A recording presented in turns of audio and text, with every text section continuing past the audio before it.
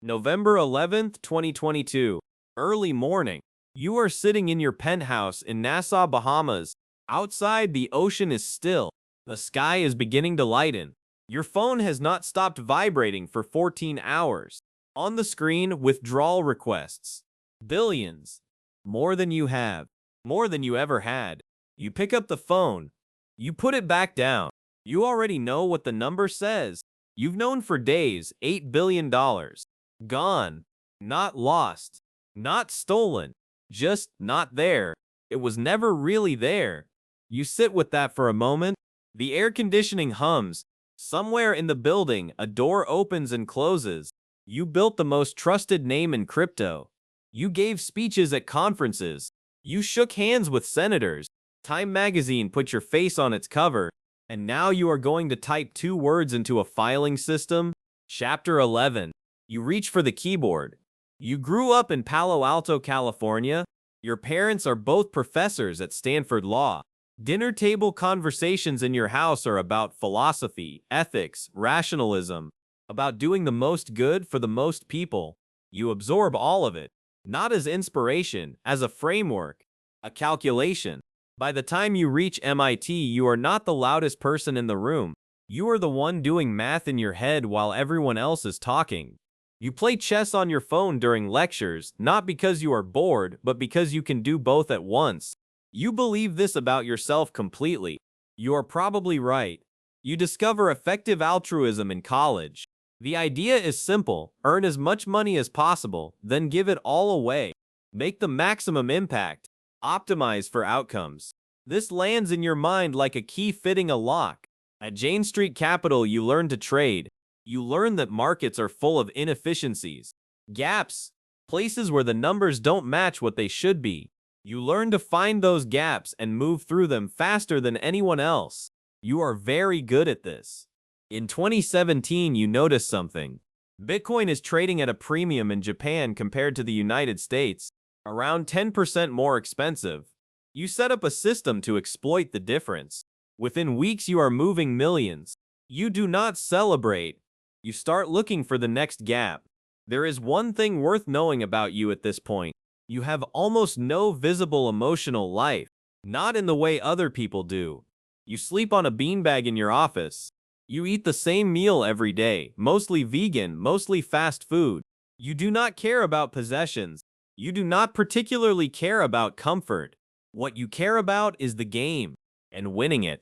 In 2019, you found Alameda Research, a quantitative trading firm built on the same arbitrage logic you used in Japan. Find inefficiencies, move fast, extract value. A year later, you build FTX. Your thesis is clean. Existing crypto exchanges are bad. They are slow, clunky, poorly managed. You will build the best one. The most liquid, the most sophisticated, the one serious traders actually want to use. You move to Hong Kong, then the Bahamas. Somewhere with low taxes and light regulation and sunshine you never actually see because you are always inside, always at a screen, always running numbers. FTX grows faster than almost any company in history. 18 months after launch, you are processing billions in daily volume. You sponsor the Miami Heat Arena. Your name is on the building. You run ads with Tom Brady and Giselle. Larry David looks into the camera and says he's not convinced. You loved that ad. You thought it was honest. Here is the thing no one outside your inner circle knows yet. FTX and Alameda Research are not separate. On paper, they are 2 independent companies.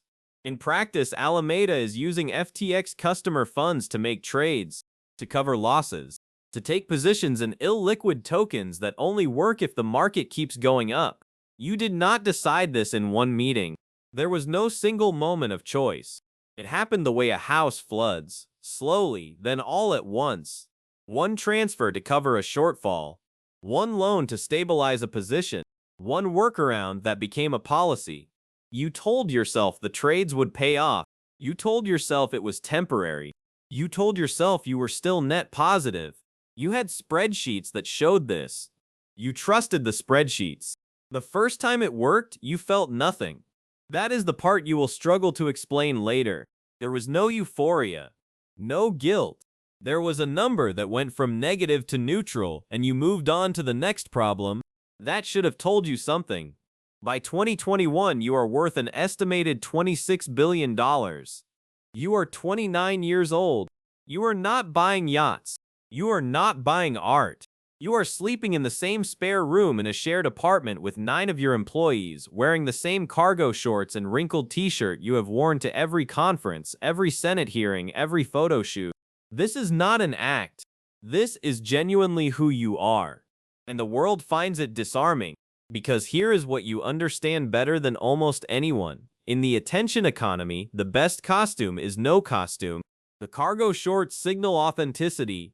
The unwashed hair signals that you are too busy changing the world to think about your hair. The beanbag in the office says, "I am not here for the money." The donations confirm it. You are giving hundreds of millions to pandemic prevention, to animal welfare, to political campaigns focused on existential risk. You are the poster child of effective altruism made real. Senators invite you to Washington to help write crypto regulation. You sit at the table in your shorts. They do not ask you to change your clothes. They ask you to help shape the law. You walk out of those meetings and you think, this is working. The journalists write profiles. The next Warren Buffett, the most important person in crypto, the man who might save the world. You read the profiles. You do not feel pride exactly. You feel something more like confirmation, like the model is running correctly. There is one number you are not looking at carefully enough. Alameda's balance sheet. A colleague tries to show you. You wave it off. You are managing a dozen crises at once. You trust the people managing it. You trust the model. The model does not know that Three Arrows Capital is about to collapse. It does not know what dominoes follow. But you are at a conference in the Bahamas in June 2022 and everything still looks correct, and someone takes a photo of you playing a video game on a side stage while a speaker talks about the future of finance. You do not look up. The first night you cannot sleep is in July 2022. Three Arrows Capital has imploded. The crypto market has dropped 60%. The positions Alameda held, leveraged, concentrated, built on assumptions about a market that only goes up, are bleeding. You lie on the beanbag and do the math in your head. The number is not good. You tell yourself markets recover. You have seen this before. You tell yourself the whole is manageable. You tell yourself that everything Alameda does is backed by the value of FTT, the token FTX created. As long as FTT holds its price, the math works. The math requires FTT to hold its price. You increase Alameda's credit line from FTX. You tell yourself this is a bridge loan, not a rescue. You tell yourself it is temporary.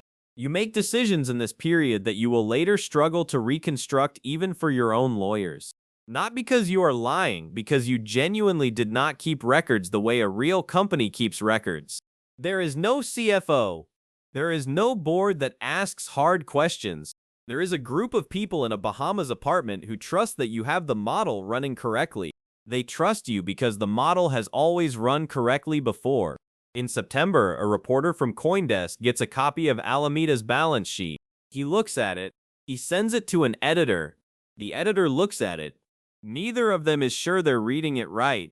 The largest asset on Alameda's balance sheet is $5.8 billion in FTT, the token issued by FTX. Not cash, not Bitcoin, not something independent, a token that Alameda and FTX themselves largely control. The document sits with the reporter for a few weeks. You do not know he has it. You are at a conference in October. Someone takes a photo of you smiling. You post it online. The caption talks about the future. November 2, the CoinDesk article publishes. You see it within minutes. You read the headline. You read it again. You open a spreadsheet. The number at the bottom has not changed, but the world outside the spreadsheet just changed. And your model did not account for that. November 6, 2022, 6:07 a.m. You have been awake since 3. You already know what is coming. Not the exact shape of it, not the exact speed, but the direction. At 6:07 a.m., Changpeng Zhao, the founder of Binance, the world's largest crypto exchange, a man you have clashed with publicly, posts a single message on Twitter. He is selling all of Binance's FTT holdings. He cites recent revelations. He uses the phrase exit in the way we exit Luna. You read the tweet. You read it again. The market sees it immediately. FTT begins to drop. You sit with your phone for 11 minutes. Then you call your team. What follows is 5 days that you will spend the rest of your life trying to explain. You watch $6 billion in withdrawal requests hit FTX in 72 hours. You watch the FTT price collapse. You watch the hole in the balance sheet, the hole you had been telling yourself was manageable, temporary, a bridge, become visible to everyone. On November 8th, Binance announces it will acquire FTX. You feel something close to relief for approximately 12 hours. On November 9th, Binance walks away. Their due diligence team looked at the books. They saw what was there. That night, in the penthouse, you write a series of tweets apologizing. You write a message to employees. You stare at numbers that have stopped moving because there is nothing left to move. The next morning, November 10th, your lawyers begin drafting the bankruptcy paperwork. You do not call your parents. You cannot find the words. You walk to the window and look at the ocean.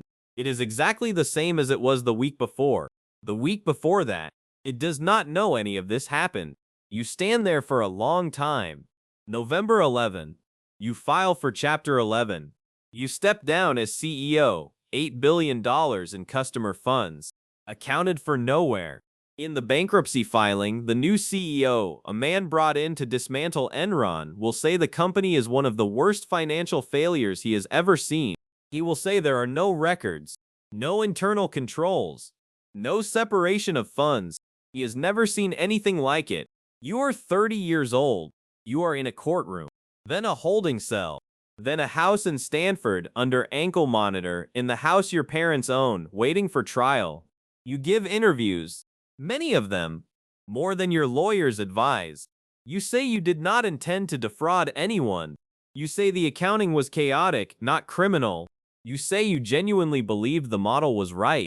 You say you were managing multiple crises at once and the oversight was not where it should have been. Reporters listen. Some believe you. Many do not. There are people who lost everything. Not hedge funds. Not institutions. Regular people who moved their savings to FTX because you were on television. Because your name was on an arena. Because Time magazine ran your face and the headline called you a genius. A woman in her 60s lost her retirement. A man in his 30s lost the money he had saved to buy a house. They will not get most of it back. The bankruptcy proceedings will take years. The lawyers will take a large share of what remains. You have said publicly that you think about them. Whether you mean this in the way they would need you to mean it, that is something no spreadsheet can calculate. There is a question you are asked in almost every interview. Did you know? And the answer you give is always something close to, not exactly. Not in that way. I believed we were solvent. I believed the positions would recover. I believed the model. This may be true. It does not change the number, $8 billion. Not there. One more question no interviewer has quite found the right words for. If the market had not crashed, if FTT had held, if Three Arrows had not collapsed, if Binance had not tweeted, would you have done anything differently? You sit with that. The silence is its own answer. And that is what Sam Bankman-Fried lived through. In November 2023, a jury convicted him on all 7 counts of fraud and conspiracy. He was sentenced to 25 years in federal prison. He was 31 years old. The case raised questions that the verdict alone cannot answer. How does a company processing tens of billions of dollars in volume have no formal accounting system? How does a founder with access to unlimited capital never implement basic internal controls? How does the most celebrated figure in an industry operate for years with customer funds commingled with a trading desk and face no audit, no regulator, no structural check that caught it? Part of the answer is speed. Crypto moved faster than oversight. Part of the answer is reputation. When the smartest person in the room also appears to be the most selfless, the cargo shorts, the donations, the effective altruism, people stop asking hard questions. Part of the answer is a philosophy that, taken to its conclusion, can justify almost anything. If the ends are large enough, pandemic prevention, existential risk reduction, the welfare of future generations, then the means become variables in an equation. Something to be optimized. When you believe deeply enough in the model, you stop checking whether the model matches reality. Sam Bankman-Fried was not simply greedy. Greed, at least, is legible. What happened here was something stranger, a person who genuinely believed he was doing good, who had built an entire identity around doing good, and who failed to notice, or chose not to notice, that the mechanism funding all of it had become something else entirely. Effective altruism has a term for the cognitive trap he fell into. It is called galaxy-brained reasoning. Thinking so many steps ahead, through so many layers of abstraction, that you arrive at conclusions a reasonable person would immediately recognize as wrong, and you believe them anyway, because the logic held at every step. The customers who lost their savings were not abstractions. The question FTX leaves behind is one that every industry, not just crypto, should be asking. What happens when the person everyone trusts to build the guardrails is the same person who benefits from their absence? We still do not have a good answer. If you want to see how a different kind of certainty destroyed a different kind of empire, the next video is already waiting. 5 Vietnamese SEO keywords: Sam Bankman-Fried beat bot, FTX Suptor Crypto, Lur Dar Tiern Dient Tu Bot T, Crypto Golden Boy Far San, Sam Bankman-Fried Upo Off 3 video title options. A. You had $26 billion. Then you checked the real number. B. You built the most trusted name in crypto. It was built on nothing. Centesima. Everyone trusted you. That was the problem. YouTube description under 150 words. November 2022, $8 billion in customer funds. Gone. Not stolen. Just never really there. This is the story of Sam Bankman-Fried and the collapse of FTX told from inside the decisions, not above them. No judgment. Just the moments, one by one, as they happen. Pinned comment: at what point do you think there was no turning back? The first transfer, the first covered loss, or the day he stopped checking the real number? Drop your answer below.